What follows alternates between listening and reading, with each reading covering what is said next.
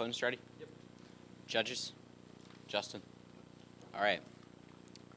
Because it undermines political equality, accountability, and participation, Justin and I affirm the resolution resolved. On balance, the Supreme Court decision in Citizens United v. Federal Election Commission harms the election process. As Sierra Torres Spacilli, law professor at New York University, observes, to protect the election process, campaign finance law should protect the constitutional ideal of political equality, promote a more honest and accountable government, and maximize voter participation. Therefore, if Citizens United restricts government accountability, political equality, or voter participation, it harms the election process. Contention 1. The Citizens United decision prevents political equality in the election process. By permitting corporations to spend unlimited funds on elections and allowing for the formation of super PACs, groups that can accept unlimited donations and make unlimited expenditures, Citizens United resulted in a huge increase in election spending. According to the Center for Responsive Politics, from 2008 to 2012, outside spending increased by 271%, with outside groups outspending candidates 2-1. Worse yet, this funding comes from the wealthy few. Thomas Ritter of the University of Tennessee finds that over 90% of super PACs funding comes from donations of $25,000 or more, which are then used to create a barrage of advertising capable of altering elections outcomes. In fact, Laura Gaffey of Wesleyan University found that all else equal, $1 million in outside spending increases a candidate's voter share by 1.6%, meaning that corporations and their wealthy donors can actually flip the results of an election. Bloomberg correspondent Blair Bowie puts it simply: Citizens United afforded corporations the opportunity to use their wealth to amplify their voices far beyond the volume of the general public, threatening a basic American principle of political equality. Contention 2. The Citizens United decision undermines government accountability. Corporations and the capital they pump into politics because of Citizens United corrupt the election process by pressuring elected officials to dance their tune. Under Citizens United, corporate money dominates, as a report from the Sunlight Foundation found that in the 2012 election, 78% of outside spending came from special interest corporations.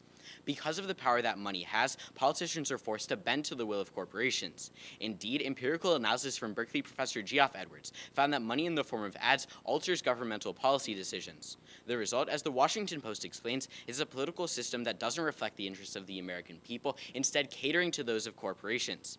This corruption reduces the accountability of the government to the American people. Eric Wright of the American Sociological Association finds that after Citizens United, the importance of corporations and money in politics leads many people to feel that politics is rigged in the favor of elites and unresponsive to their needs. Because it creates a government less accountable to the people than to corporations, Citizens United harms the election process. Contention 3, Citizens United increases negativity in the election process. As Lawrence Jacobs of the University of Minnesota explains, under Citizens United, the vast majority of corporations attack candidates they oppose, rather than interfering with the campaigns of those they support. The result is an extremely negative election process. According to the Wesleyan Media Project, in the 2012 elections, 86% of outside advertisements were completely negative, a 61% increase from 2008 and 30% higher than candidate ads. This massive increase in negativity is detrimental to the election process in two ways. First, it depresses voter turnout. As Stephen Ansalbo-Harry of Harvard University explains, negative ads decrease the support for the candidate attacked and create a negative view about politics in general, both of which lower turnout. Statistically, he found a 5% drop-off in turnout due to negative campaigning. Rutgers University political scientist Gerald Pomper agrees, and found in his meta-study that when elections become very negative, turnout plummets. And second, it forces the electorate to vote based on a candidate's weaknesses, rather than their strengths, reducing confidence in the government. In fact, a meta-study conducted by Richard Lau, political scientist at Rutgers University, found that negative campaigning does damage the political system itself, as it tends to reduce feelings of political efficacy, trust, and even satisfaction with the government. So because Citizens United reduces political equality, government accountability, and voter participation, we urge a pro-ballot. We'll get you after. Okay, that's fine.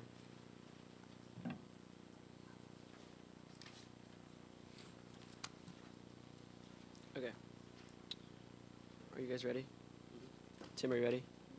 All of my judges? Great. We negate the resolution resolved. On balance, the Supreme Court decision in Citizens United v. FEC harms the election process. We observe that there are three core facets of the democratic election process. First, ensuring freedom of political speech. Justice Anthony Kennedy finds that the right of citizens to hear, speak, and use information to reach consensus is a precondition to self-governance. Second, providing access to information. The Center for Democracy and Exchange explains that information is essential to the health of democracy because it ensures that citizens make informed choices. Third, maximizing electoral competition. Thomas Mann of the Brookings Institution explains that it is only by making candidates compete for their seats that politicians can be held accountable by the public. Contention 1. Citizens United bolsters freedom of political speech. Before the Citizens United ruling, the government was able to ban political speech simply because the speaker was an association that had taken on the corporate form. However, the Citizens United ruling declared corporate speech legal under the First Amendment. This increase in political speech has two benefits for the election process. First is protecting from over-regulating free speech. Justice Kennedy explains that political speech is indispensable to decision-making in a democracy, and this is no less true because the speech comes from a corporation rather than an individual. The principle that too much speech is an evil is incompatible with the First Amendment. The government cannot be trusted to assure, through censorship, the fairness of political debate. Second, it allows for a greater diversity of information to reach the voter. It is inherent in the nature of the political process that voters must be free to obtain information from diverse sources in order to determine how to cast their votes. It is therefore vitally important that all channels of communication be open to them during every election and that no point of view be restrained or barred. Contention 2. Citizens United increased political advertising. The Wesleyan Media Project calculates that because of the Citizens United decision, advertising by super PACs in 2012 increased by 1,600% from 2008. The impact is a more informed electorate. John Coleman of the Cato Institute finds empirically that higher campaign spending produces more knowledge about issues and candidates in 90% of all election-related topics. Travis Ridout of Washington State University analyzed the 2010 elections after Citizens United and found that their record spending and airings exposed voters to more campaign information than previous election cycles and found that the voters were more likely to make informed choices at the ballot box. Contention 3. Citizens United increases electoral competition. The New York City Bar Association explains that incumbents have an inherent advantage over challengers. They typically benefit from greater name recognition and free media coverage. Challengers need to spend a critical mass of funds just to become known within the district. A spending limit prevents a challenger from ever getting his or her candidacy off the ground. A report by the Center for Voting and Democracy finds that before Citizens United, congressional races were not competitive. In 2006 and 2008, 95% of incumbents won, and 87% of all races were won by non-competitive margins of more than 10 percentage points. However, the Citizens United ruling substantially benefits a challenging candidate and increases electoral competition in two ways. First, Bradley Smith, former chairman of the Federal Election Commission, finds that super PACs tend to support challengers over incumbents and have nullified some of the incumbency advantage. Second, Laura Gaffey of Illinois Wesleyan University explains that outside money spent on behalf of the challenger can have an important impact on election results. This is because challengers have more to gain. For instance, they're buying name recognition the incumbent already has. Raymond LaRaja of the University of Massachusetts finds in a 75-year state-by-state comparative analysis that when corporate spending restrictions are lifted, incumbents are about 3% less successful in winning re-election. In fact, only 86% of incumbents won re-election in 2010, the lowest percentage since 1948. The impact is a more representative government. Thomas Brunell of the University of Texas explains that without electoral competition, there is absolutely zero basis for governmental responsiveness. The threat of a competitive election forces politicians to represent their voters in office in order to win re-election. Philip Jones of the University of Delaware finds in an empirical analysis that the more competitive a state is, the more responsive the electorate, and the more an incumbent can be expected to be punished for any out-of-step vote that he casts. And for all those reasons, Tim and I urge a negative ballot. Thank you.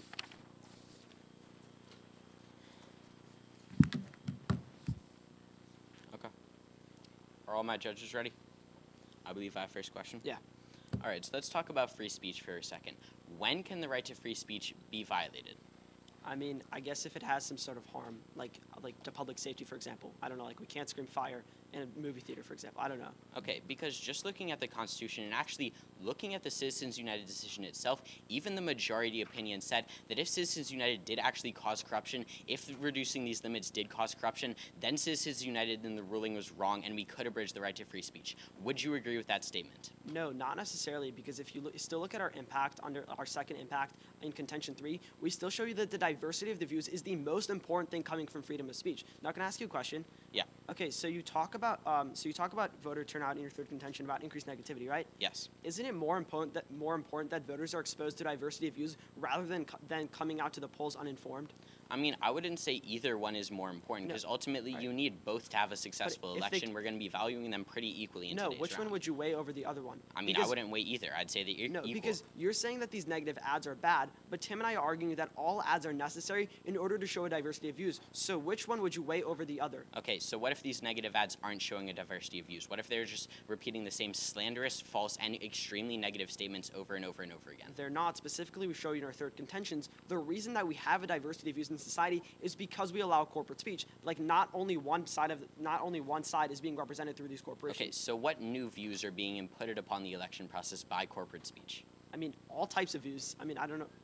I mean, you need to give me an example, and you need to be able to tell me that there are actually new views. You can't just say that, oh, we have a new type of speech, and then infer that that creates new views in the election process. Okay, isn't it best that we maximize speech?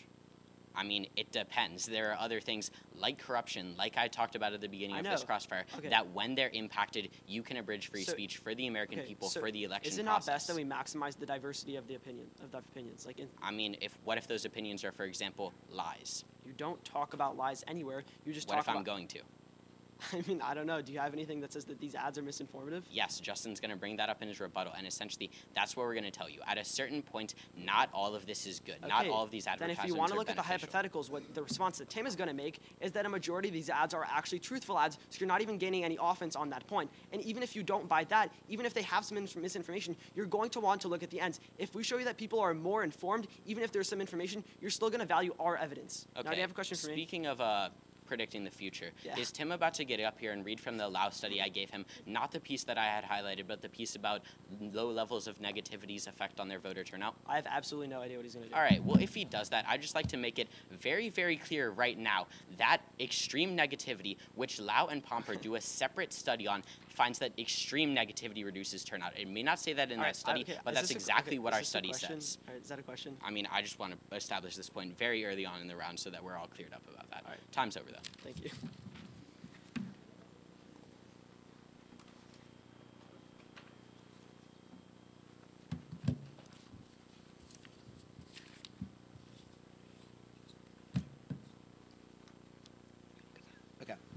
Okay. Is everybody ready? Okay.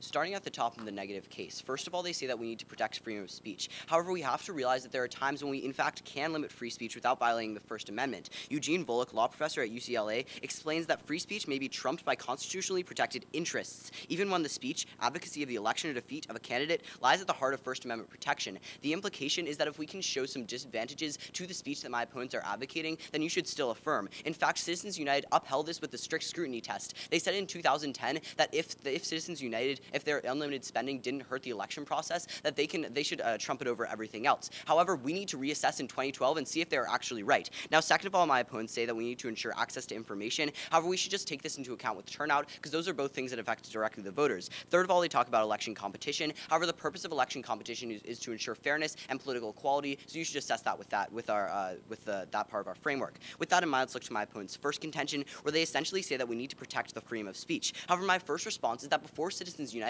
individuals still could speak out. While they might not have been able to speak out in a corporate setting, each of those individuals could make unlimited expenditures on behalf of a candidate. That doesn't change after Citizens United, and there's already a way to exercise free speech before the decision. But my second response is that we can limit this freedom of speech if that speech causes corruption. Indeed, as Lawrence Lessig, law professor at Harvard University, observes, that Citizens United has a gendered focus on interests distinct from the interests of the voters. People should have the power to avoid just this sort of corruption. A vibrant free speech tradition need not disable this power. The implication is if we can show that Citizens United causes corruption, then we can trump free speech. But my third response is that we can limit free speech if it drowns out the votes of others. Indeed, the First Amendment allows free speech unless it hurts the speech of others, and as the New York Times reports, if we can show that indeed the Citizens United decision allowed certain individuals to be drowned out, then we can limit that free speech. Looking at my opponent's second contention, they essentially say that Citizens United increases the number of ads. However, we have to be very specific as to what exactly these ads did. First of all, they're overwhelmingly negative.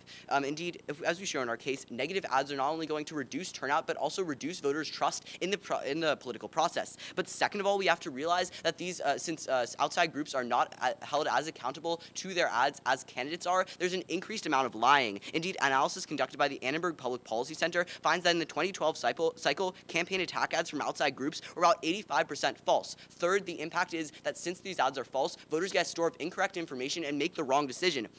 Indeed, empirical analysis conducted by Dan Hauser of George Mason University finds that a deceitful campaign gives voters a store of incorrect information and reduces the quality of the candidate that they vote for. That hurts the election process. But fourth, when voters feel like they're being lied to, they're less likely to get out to the polls and exercise their right to vote. Indeed, Dan Hauser finds in a separate study that elections with incorrect advertisement impede voters' ability to make a decision and therefore lower turnout. Therefore, Citizens United is only increasing the amount of negative and false ads. Looking at my opponent's third contention, he essentially says that there's an increase in competition. However, first of all, we have to look at exactly where this competition is coming from. The Brookings Institute finds that the biggest impact of outside spending won't be on national elections, but instead state and local elections. Since that spending won't be counterbalanced by other groups, there's not going to be some sort of competition that's going to increase in a better election. It's just going to be unfair, as one candidate is able to drown out the voice of the other. Second, if we actually look at the logic behind why incumbents have this inherent advantage, that's going to help them in a post-Citizens United world. When there's an ability for unlimited expenditures, those people can garner, incumbents can harness that unlimited support and indeed get that advantage. And third, that's empirically demonstrated by Keith Ham, political scientist at Rice University, when he finds that more stringent campaign finance laws increase the likelihood that a challenger emerges to contest a seat currently held by an incumbent. If you want less incumbents to be in office, if you want more people to challenge them, as my opponents say will help the political process, then Citizens United only undermines that. Fourth and finally, if you look at their La Raja analysis, it actually concludes that Citizens United does have a limited impact on reducing the incumbent advantage. For those reasons, I strongly urge an affirmation.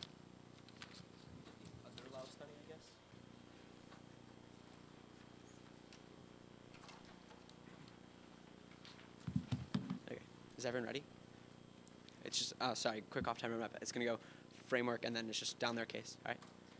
Okay. Starting on framework, he gives you these 3 goals that are completely unwarranted. Prefer ours because they act as a prerequisite. Before you turn out to the polls, you need information to know what you're going to be voting on. If we win the fact that information is better now than it was before, you vote for the affirmative, you vote for the negative on face value. Let's go to their first contention where they talk about how it prevents equality. Firstly, don't confuse equality of opportunity with the equality of ends. All the Constitution guarantees is that you have an opportunity to speak, not that everyone is going to speak equally. Do not confuse the two. They're not getting any constitutional harm here. But secondly, and moreover, it's simply not true. Half of the liberal super PACs raised funds from donations of $200 or less. At that point, their impact doesn't hold because a lot of the funding is coming from minorities or coming from minority donations. But third, and even if you don't want to buy that, look to Bradley Smith. He turns this argument when he tells you that super PACs magnify the voice of the poor and the middle class. He explains that if I donate $5 to a certain super PAC and another person donates $1 million to that same super PAC, both of our voices are being heard and my interest is being advanced further. Consider the following analogy. If I donate $5 to a charity and another person donates $1 million, my interest is being advanced even further. At this point, we're winning this argument and equality goes to us. But even if you don't buy that, they don't tell you why equality is going to be harming the election process. They just say equality is good inherently. They don't give you the impact. On the second contention, they talk about responsiveness, and essentially their whole argument is corruption. We're going to have 5 responses. Firstly, look to Peter Frankia of East Carolina University, who in empirical analysis post-Citizens United explains that there was no increase in corruption and no increase in the appearance of corruption. Right there, they're de-linked because this corruption that they talk about doesn't happen. But even if you don't want to buy that, look to Raymond LaRaja of the University of Massachusetts, who in a 75-year, 50-state meta study explains that there's no policy skew when corporate spending bans are lifted. At this point, he's explaining that history dictates that when we lift corporate spending restrictions, nothing happens. But if you don't want to buy that, look to an MIT meta-analysis of 43 different studies, which explains that there's no policy skew based on empirical results from campaign contributions and independent expenditures. But even if you don't want to buy any of the 3 responses I give you, look to the fact that our second contention solves this back.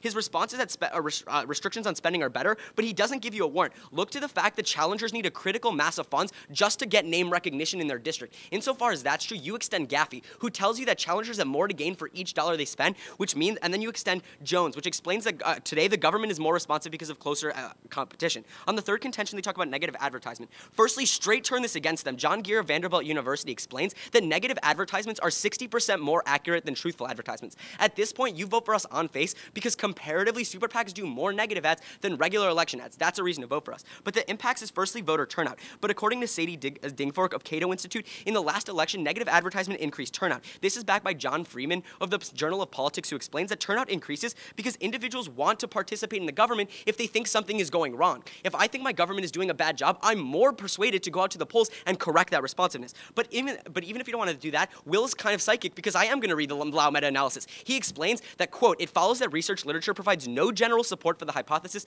that negative political campaign depresses voter turnout. If anything," he says, "negative campaigning frequently appears to have a mobilizing effect." At this point, their own author is contradicting themselves. You can be voting for us. Insofar as they don't give you the bright line to what extreme negativity is, you don't vote off this argument. With that, we'll go to the one response he has in our case, which is the Annenberg study. 2 months later, that same study came out and said that 77% of ads are truthful. They got it wrong in the first place. They don't get the access there.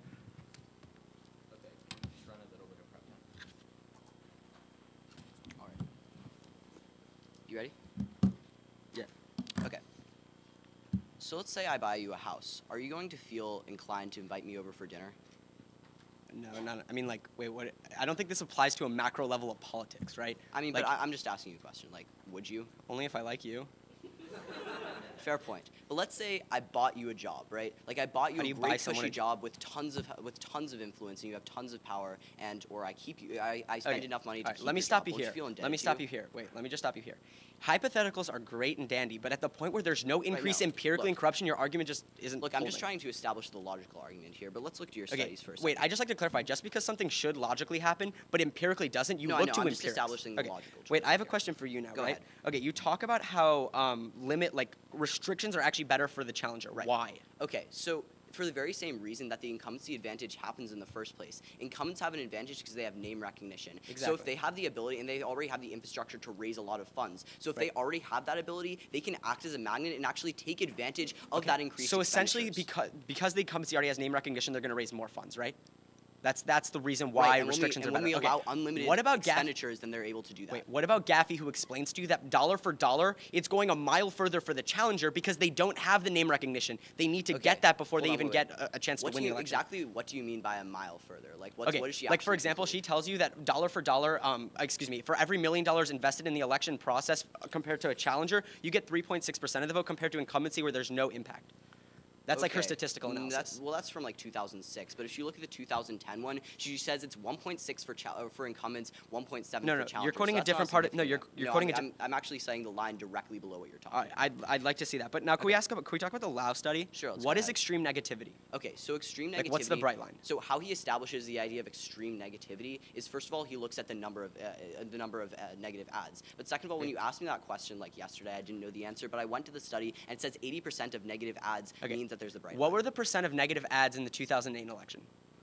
I'm not exactly sure. Okay. So when Ron gets up here and reads to you that Bradley Smith reports that negativity increased, like the marginal increase in negativity, doesn't meet that bright line impact, would that be enough to win back your extreme negativity argument? Oh wait, sorry, no, I do know. It's 61% rise. All right, I'd like to see that. Oh wait, Okay, sure, go ahead. No, It's a not how much 61% more. rise. Okay. And Also, negative ads. Also, it's not okay. about spending, because Okay. it matters the actual ads. If right? people turn out to vote and they're more informed, is that Okay. better than people not turning out? So less essentially, people turning out? like Will brought up, they're the same. Because if people are Wait. super informed but they don't go to vote, it doesn't matter. If people go to vote but they're not informed, Hold then on. that doesn't matter. Hold on. If you the have to have general both wait, of them, and we should really weigh them quickly, equally, really quickly. therefore. If the general electorate is more informed, why do we need more people turning out?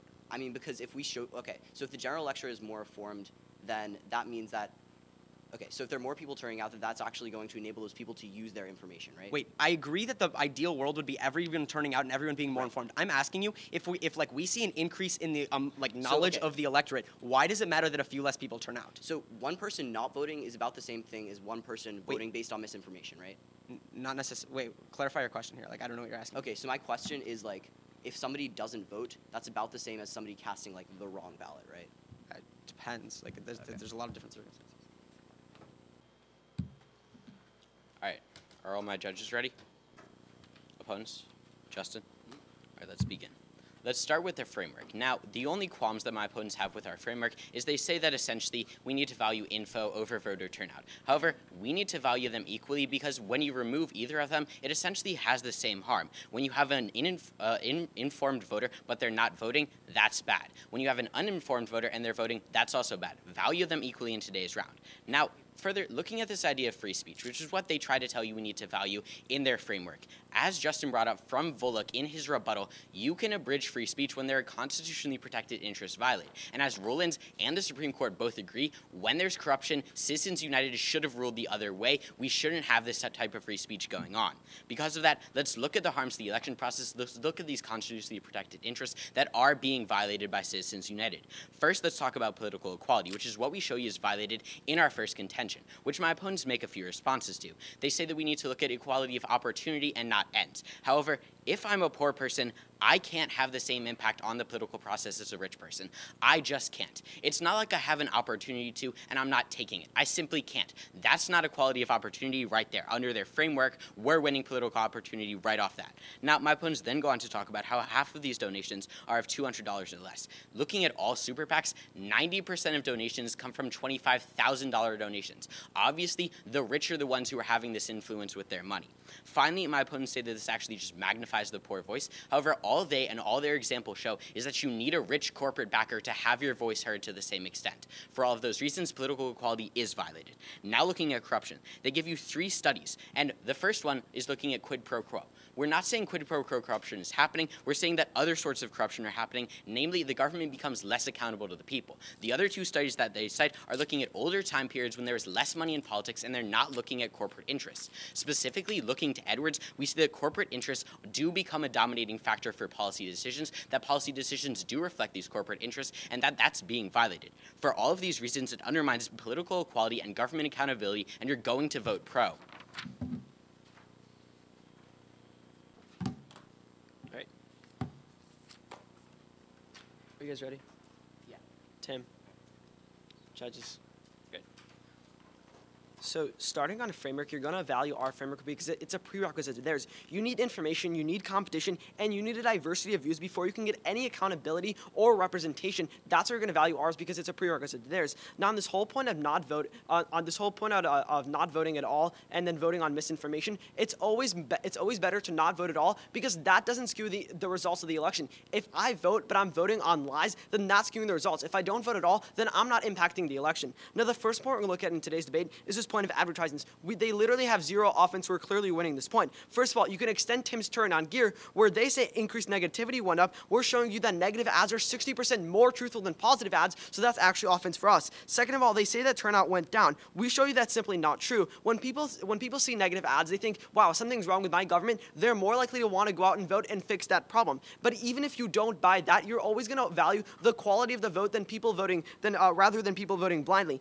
And this is impacted twice in our case. First, with Coleman from Cato, he shows you that higher spending equals more knowledge in 90% of election-related topics, and Ridot shows you their record ads in 2010 increased informed voters. So even if more voters don't come out to the polls, in the end, they're more informed, which is more important than voters coming out uninformed. Now, the second point we're going to look at in today's debate is this point of competition. Their only response is that incumbents are still going to get more money. Sure, we agree they're going to get more money, but they completely ignore the Gaffey analysis, which tells you that if an incumbent gets $1 and a challenger gets $1, that dollar is always going to be more beneficial to the challenger because the incumbents already have an inherent advantage, so the challengers have more to gain. Then they try to tell you that LaRaja says that we have a limited impact. That's simply not true. If you actually read the conclusion of the LaRaja analysis, he says that when restrictions are lifted, incumbents win 3% of the less. This is empirically true when the incumbency win is the lowest in 50 years. You can impact this with Jones from Delaware, where he shows that empirically more competition equals more responsiveness. That has happened due to the past elections. We've seen more responsiveness to the constituents. Thank you.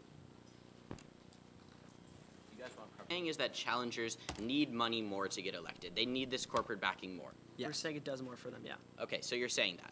Yep. Now, doesn't that mean that when those incumbents when those incumbents are replaced and those challengers get in office, that essentially what's going to happen is those challengers are going to be even more indebted to these corporations who gave them such extensive financial backing? No, and there's 2 reasons for that. First, you can look at it logically. If I know that there's going to always be a challenger beneath me, there's no way that I can only be responsive to corporations or else I'm going to get voted off office. The second one is the Jones card from Delaware University, where he shows this empirically. As competition increases, we have more responsiveness. Okay, but why does that actually happen? Because when you look specifically at these corporate interests, if you're right, and these challengers need this corporate money so much to get elected, obviously these challengers are going to feel a sense of responsibility when they do get elected. They're going to feel responsible to the corporations and not be accountable to the people. Really quickly, first of all, empirically that's denied with Jones, which tells you with more competition, there's more responsiveness. But secondly, what you're failing to understand is that it's not like these challengers go to the corporations. These super PACs inherently want, like for example, super PACs shape their views behind a candidate, not candidates shaping their views behind super PACs, right? Exactly.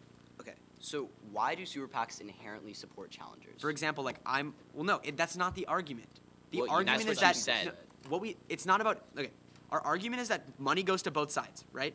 Both the challenger and the incumbency, With restrictions on spending, the challenger couldn't raise enough funds to make elections competitive. Okay, so if this incumbent advantage exists in the way that you're talking about, and if these super PACs are so focused on getting the candidate that they want elected into office, why wouldn't they just give more of their money to incumbents in the first place? Because the incumbency has nothing to gain from it. Plus, I might disagree. For example, like there might be a Republican incumbent in the House, and I'm a liberal super PAC, so I fund a challenger. Like if they support a specific candidate, they're going to give money to them. It doesn't matter if they're a challenger or incumbent. If they're a challenger and they agree with his or her views, then they're going to give money to that specific candidate. Okay, so why is that a change from pre-Citizens United? Because there were spending restrictions. Now that those spending restrictions are lifted, individuals could always make SpeechNow.org versus the FEC, which was based on the Supreme Court ruling. I accept your analysis that now there's unlimited corporate spending, but and before Citizens United, individual there's unlimited expenditures. individual spending. Wait, no. Here's the distinction. I can now run ads 30 to 60 days before. No. I can now run ads 30 to 60 days before, engaging in what's called as electioneering. Right, individuals could do that. Corporations. Individuals could not run based on like established in Buckley v. Vallejo in 1976. What was the court precedent? What was based on this decision? What was the court precedence for Citizens United? I mean. No. I mean, I agree with Speech Now that established super PACs. I'm not contesting that. I'm saying that individuals could spend before. So if there's going to be this incumbency counterbalancing thing, then it would happen before. No, that's simply not true, though, because now super PACs can give enough money for challengers, right? Okay, but why didn't individuals give that same money to challengers? Because they don't have that money. What do you mean? They could spend that money before. There are a bunch of rich people out there that give money to super PACs now anyway. Wait, hold on. Okay, the whole like corporations versus individuals doesn't really matter. Yes, it does. No, they have access to that money. We're arguing the impact of that money, right? Well, time's up. Okay. I'm pretty sure. Is everybody ready? All right.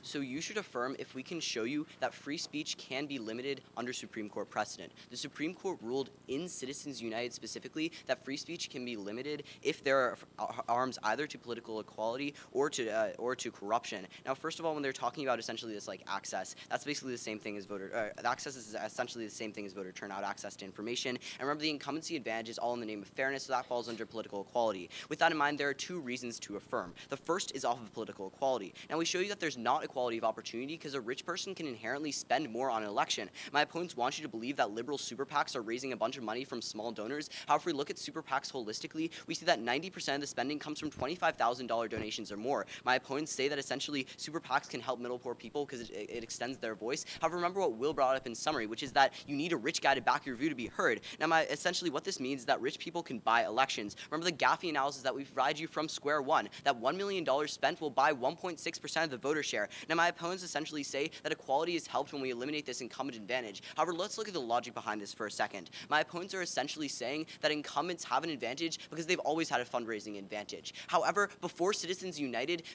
individuals could still expend independent expenditure on behalf of challengers. The implication is if this incumbency advantage was going to be limited by unlimited expenditures, it would have happened pre-Citizens United. However, that's simply not the case. When there aren't limits on expenditures, especially for corporations, you see specifically that there's a reduction in the challengers who rise to meet the task. Now, the second reason to affirm is based off of corruption. We show you specifically, logically, that when corporations and other individuals do these things for candidates, they feel indebted to them. That's why Edwards empirically finds that there's an increase in the influence of political decisions. While this might not be explicit quid pro quo corruption, it's still a form of influence. It's simply making it so that people in political office don't look to the electorate. They look instead to moneyed interests. Now, my opponents would like you to believe that essentially we're getting more information as a result of Citizens United. However, remember that 1/4 of this information is completely false. For those reasons, I strongly urge an affirmation. We'll run. Sorry. With my opponent? Yep. All of the judges? Okay. So essentially, he tells you that if he can prove to you that political speech can sometimes be limited, he wins. He tells you that the bright line is corruption. If we win the corruption argument, you vote for the negative on face value. With that, look to the political speech argument. Continually, he's confusing equality of opportunity with equality of ends. Just because a poor person can't get their voice out as much as a rich person doesn't mean that they can't get their voice out at all. Don't confuse the two. But secondly, he drops the turn that the poor's voice is being magnified according to Bradley Smith. So on this argument, it's offense for us. But secondly, he talks about this increase in corruption, but he's completely non-responsive to the empirics. Peter Frankia is the best analysis in today's round because it's looking post-Citizens United and at what governmental responsiveness looks like. At this point, sign the ballot for the negative because he tells you there was no increase empirically in corruption or the appearance of corruption post-Citizens United. So even if logically it's supposed to happen, it's not happening because we have the checks that we talk about in case. Specifically, two places you could be voting for the negative. First, campaign advertising and ads. they dropped a John Gear turn, which tells you that negative advertisements are 60% more accurate than positive advertisements. At this point, we're showing you comparatively post-Citizens United, pre-Citizens United, that super PACs engage in more truthful advertisement. The impact is the more informed electorate that turns out to the polls and makes a better decision. It's vital to the health of democracy that people know what they're voting on. But secondly, on voter turnout, he's non-responsive to his own study. Lau tells you in his own study that it actually mobilizes voters and they don't respond to the warrant. The warrant is that when people think their government is doing a bad job, they're incentivized to turn out and elect a new government. Insofar as that's true, you vote for us there. But secondly, on the competition argument, he continually says that incumbencies are spending more, but that's completely non-responsive to the Gaffey analysis, which tells you that even if there's only a marginal decrease in the amount of the challenger gains in funds, we still see a huge benefit because the challenger needs to get the name recognition that the incumbency has. He's completely non-responsive on this argument. The most important card is going to be Jones from Delaware, which explains to you that responsiveness increases as a result of competition. Insofar as that's true, that solves back corruption. You vote for the negative right there. Thank you.